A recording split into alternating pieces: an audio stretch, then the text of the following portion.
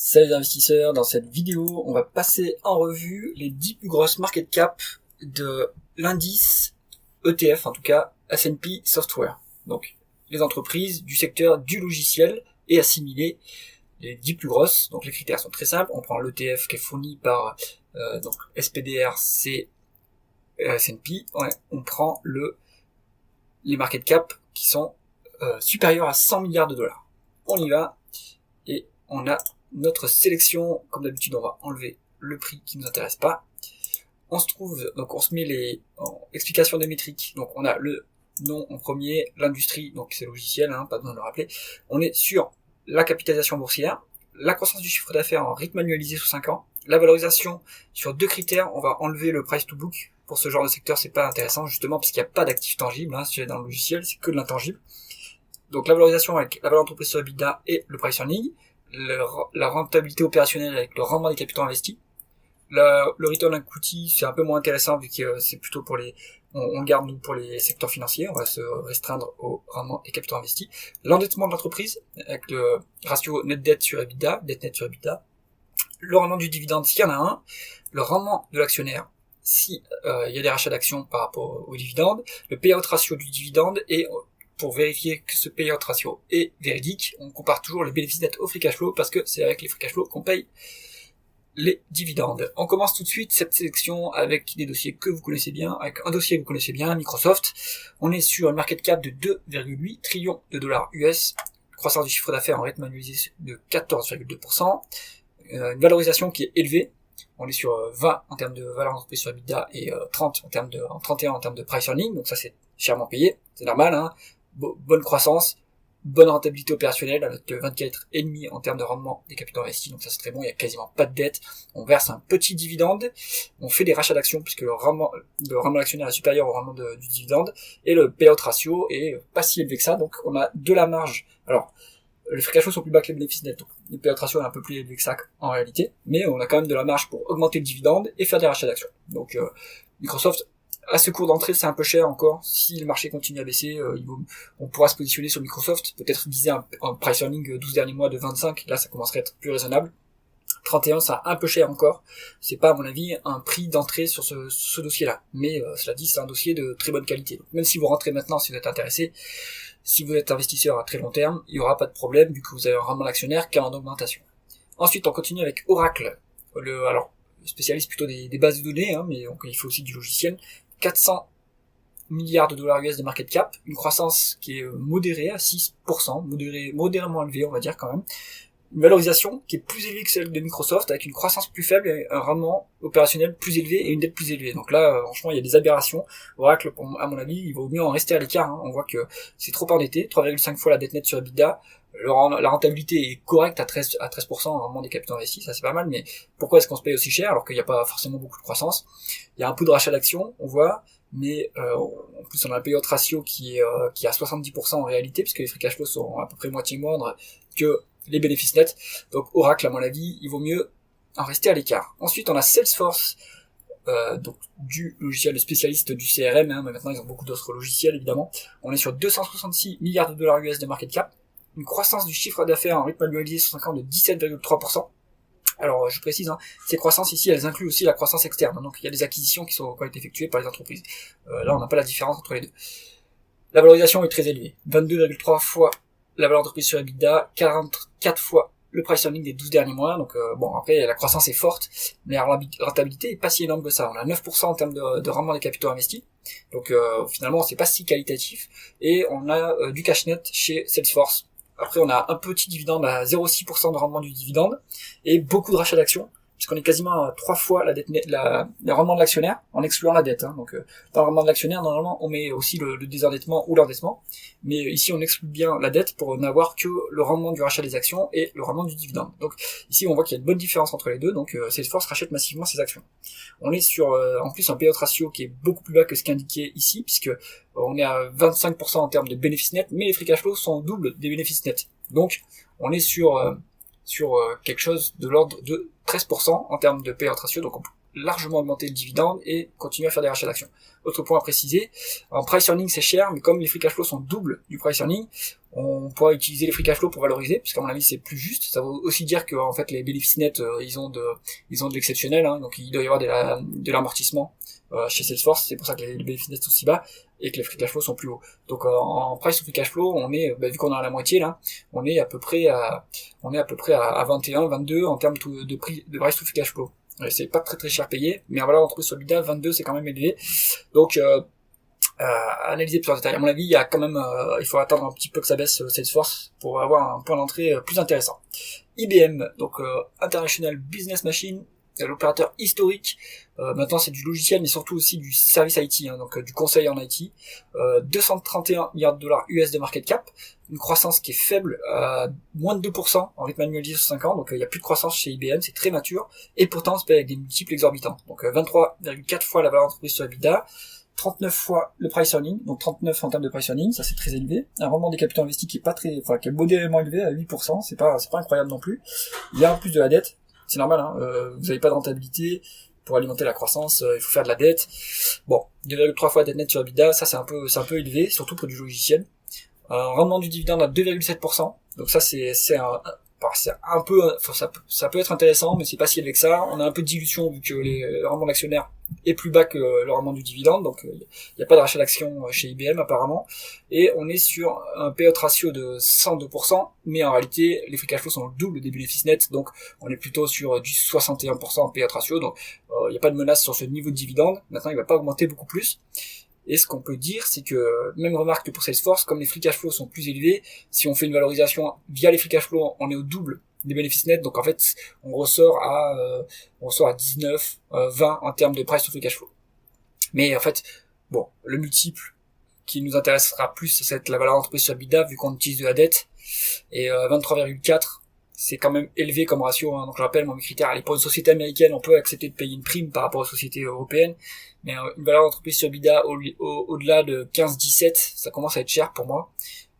15, c'est pour moi, on va dire, s'il y a de la croissance, ça va être une entre 15 et, enfin, en dessous de 17, je dirais que c'est plutôt croissance à prix raisonnable, et idéalement, pour faire de la value, si on fait de la value aux US, ça serait en dessous de 10, en Europe, ça serait en dessous de 7. Mais là, on est sur des multiples très chers, alors qu'il n'y a pas de croissance. On est sur un multiple de valeur de croissance alors qu'il n'y a pas de croissance. Donc à l'écart de IBM. Accenture, le spécialiste des services numériques aussi, donc pas vraiment du logiciel, hein, là plutôt une ESN internationale. On est sur 205 milliards de dollars US de market cap, une croissance du chiffre d'affaires raisonnablement élevée à 8,5%, donc ça c'est bien.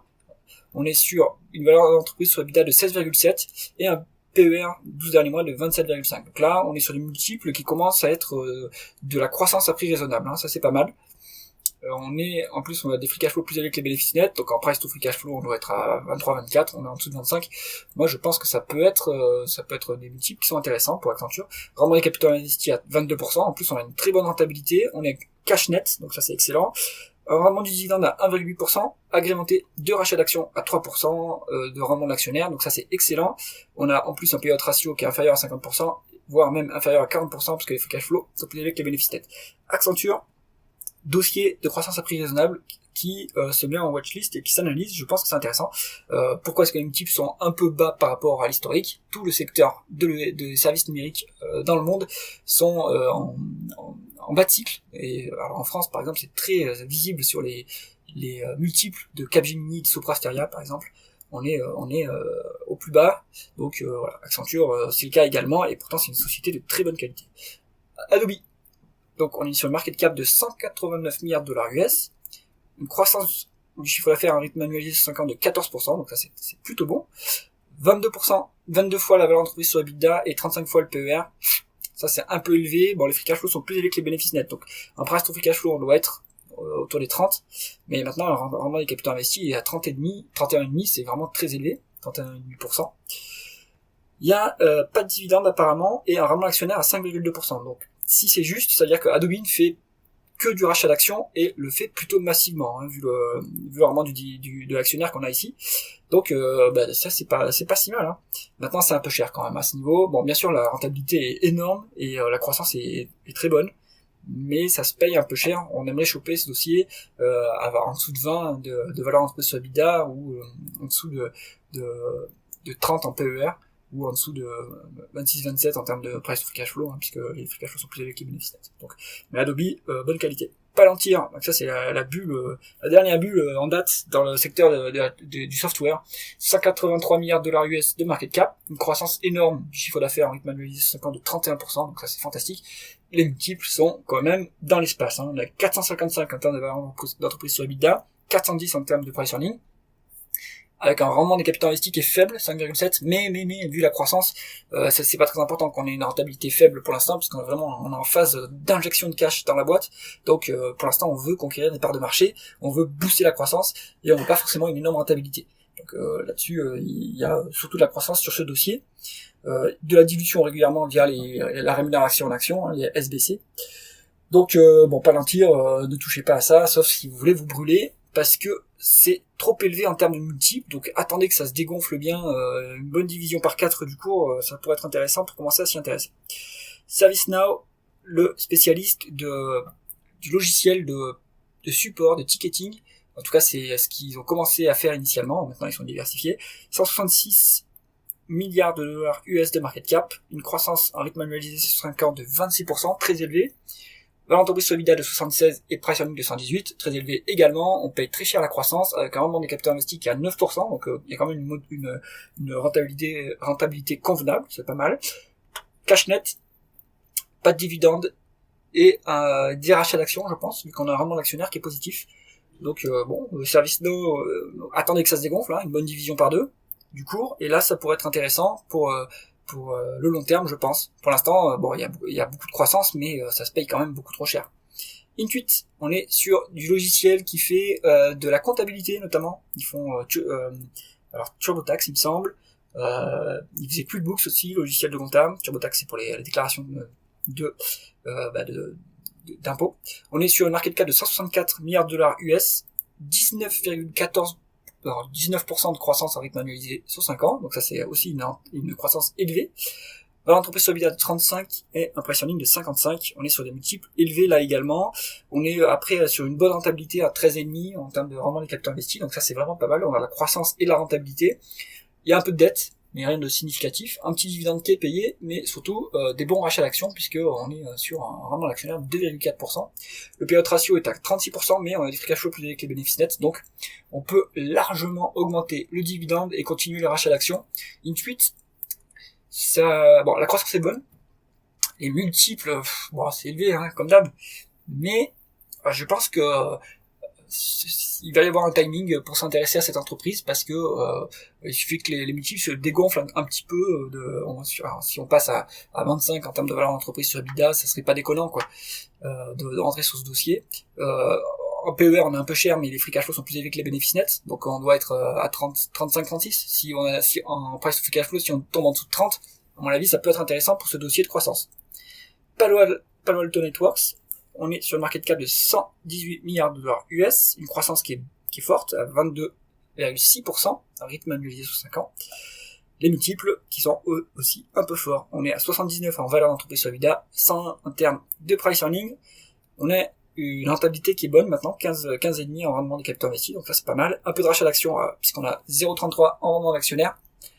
Et on a des free cash flow 2 fois plus élevés que les bénéfices nets, donc le multiple qui sort ici, on est sur plutôt quelque chose autour de 50, ce qui reste cher en termes de price free cash flow. Donc Palo Alto Networks, il va falloir attendre que ça se dégonfle un petit peu également. Voilà, c'est tout pour cette revue.